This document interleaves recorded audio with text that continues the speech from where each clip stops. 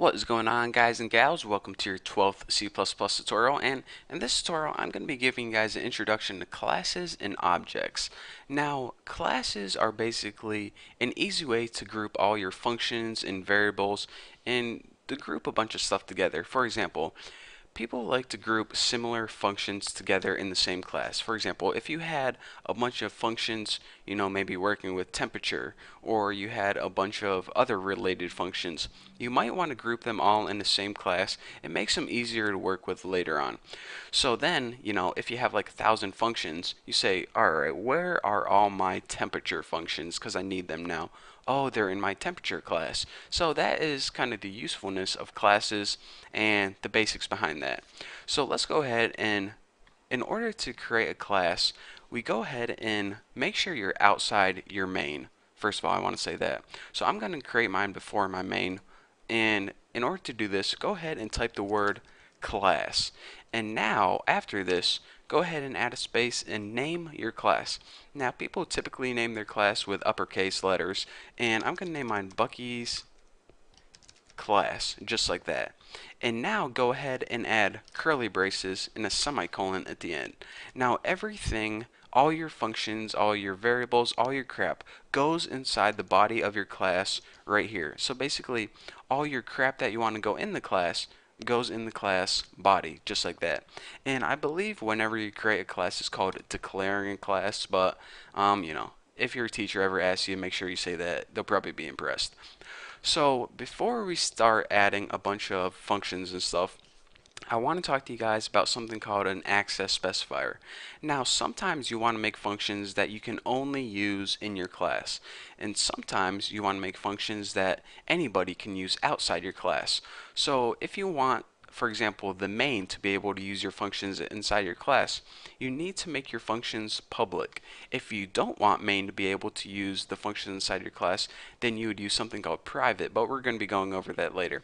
For now, just remember, whenever you use the public access specifier, it says that you can use it outside of the class. So in order to use that public access specifier, just go ahead and type public with a colon, not a semicolon, just a regular colon. And this means that anything you put after this, you're able to use it outside of this class. So if you didn't have that, then you would only be able to use your stuff right here. And what's the use of that if you need to put it in main? So anyways, make sure you add public. It's called an access specifier if you're taking, C++ test or something. So now let's go ahead and we create a function just like before. Let me just go ahead and print out something on the screen. So it's not going to make any calculation, so it's just going to print something out. So void. I'm going to name it cool saying, and it's not going to take any parameters. A really simple function here, and all it's going to do is print something out on the screen. Now I got to think of a cool saying. Preaching. Wow, I totally messed that up. Preaching to the choir. I think that's how you spell choir. Not sure. Hope I don't look like a fool in front of all my subscribers. So now just go ahead and end line. And so all this function is going to do is print out preaching to the choir on the screen. Simple enough. So now you're saying, alright, this class looks good to go. We have the class declaration, class body, we have public, and we even have one function in our class. This is a pretty sweet looking class. So let's go ahead and use this right now. Well, now I want to talk to you guys about the other part of this tutorial. I told you guys I'm going to be talking about classes and objects. I already talked to you guys about classes. Now I want to talk to you guys about objects. An object is how you access the stuff inside of your class. For example, why do you need to make objects at all? Why can't you just write cool sayings just like this and use it just like that? Well, whenever you're making big computer programs and you have a bunch of different classes and a bunch of different functions in them, you may have this cool sayings. You may have a function that says cool sayings inside Bucky class. You may have another function cool sayings inside Tuna class. You may have another function cool sayings inside a class temperature class. Well, how does C++ know what function you want to use? Well, it needs an object, and an object basically tells it what class you're working with. So in order to create an object, it's basically the same as creating a variable. You go ahead and you do this. You type the name of your class, which is Bucky's class, And then after this, you give your object a name. And I'm just going to name mine Bucky's object, just like that. And go ahead and add a semicolon. And now this object, Bucky's object, you use this kind of as the key whenever you want to access the crap inside your class. So now, instead of just writing the function name, we have to write the object name first, like Bucky's object.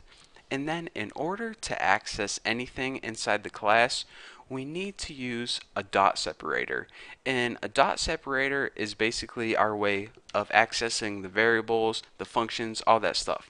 So as you can see, we'll put the dot separator up, and it already knows that we're what we want to do. We want to access CoolSang just like before. Just type the name of the function and empty parameters, and bam, wham, thank you ma'am. We now have a full working program. So let me run this for you real quick to show you guys that it's working, make sure I don't have any errors, and then I'll talk you guys through it one last time. Preaching to the choir. Works perfectly. Pretty cool, huh?